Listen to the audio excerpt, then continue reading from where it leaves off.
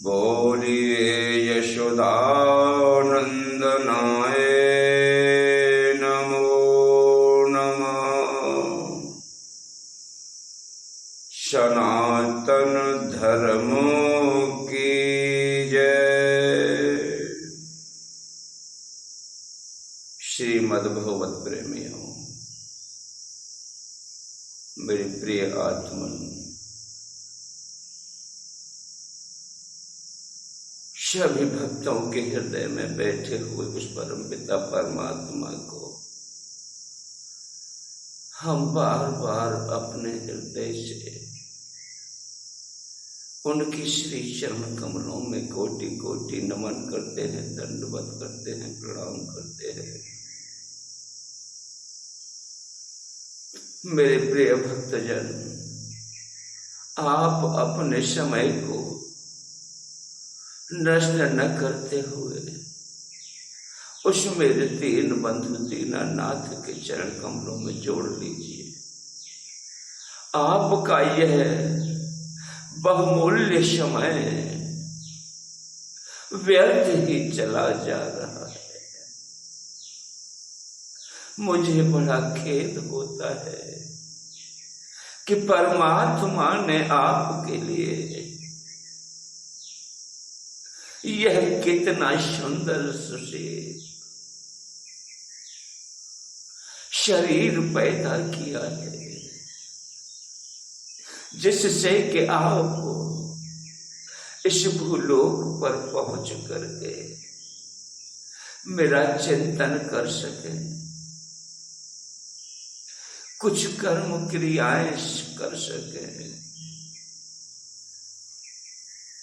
बिना कर्म किए तो प्रिय बंधुओं, ये रोटी का टुकड़ा भी अपने पेट में नहीं जाएगा। इसके लिए भी कर्म की आवश्यकता है। अरे आप जिस प्रकार से दूध को गौ के द्वारा दोहते हैं, गाय से दूध दोहने के बाद में उसे हम छान करके हांडी में गर्म किया करते और गर्म करने के बाद उसको जमाते हैं, उसमें जामन लगाते हैं।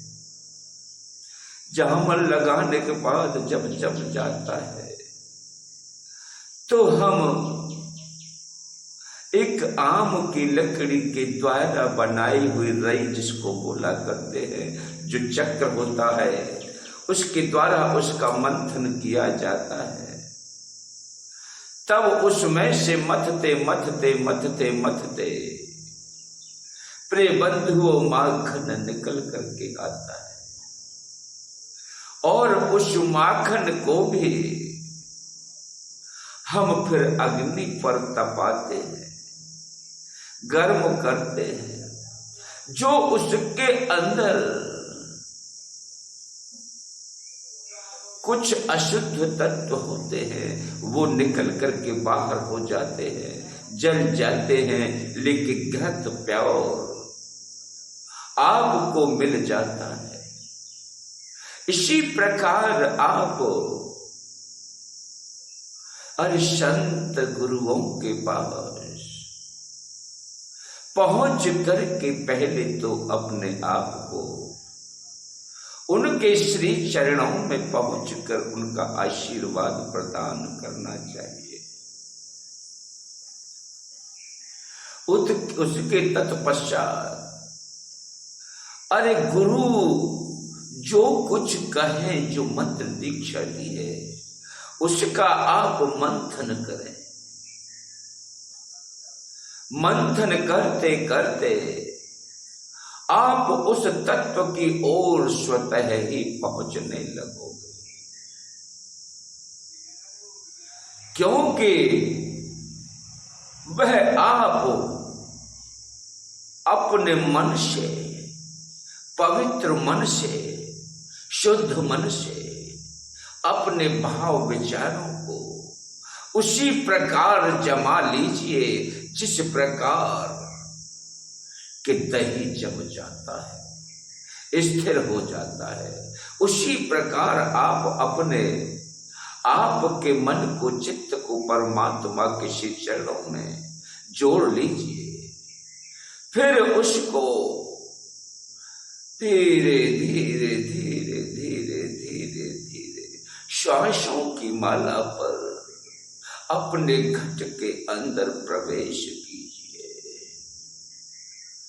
वह धीरे धीरे उसका मंथन होता रहेगा और आप उस ब्रह्म की ओर अग्रसर होते हुए चले जाओगे।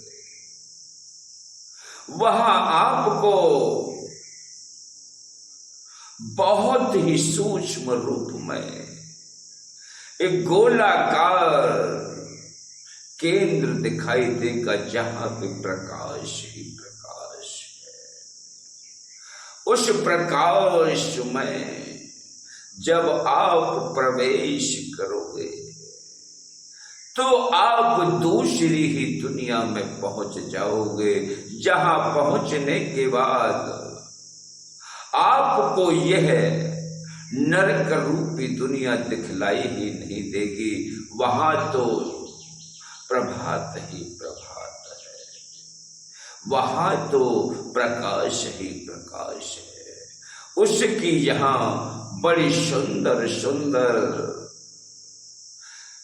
सुंदर सुंदर ध्वनि संगीत में आपके कर्णों को, आपके कानों को आनंदित करेंगी। आपके मस्तिष्क में वह चीज आ जाएगी कि हम ब्रह्म हैं, ब्रह्म हैं, ब्रह्म हैं।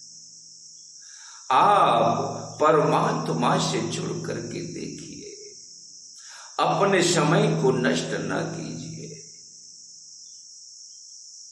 भगवान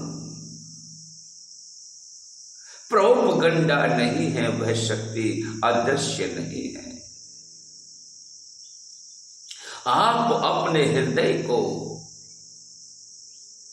ऐसा बनाओ जिससे कि परमात्मा आपके सामने कुछ अद्भुत करके दिखला दे। अगर आपको इन बातों का परीक्षण ही करना है तो संत लोग इसको भली भांति से जानते हैं, इसका अनुभव किया करते हैं। यह दृष्टि से देखने की योग्य वस्तुएं नहीं है।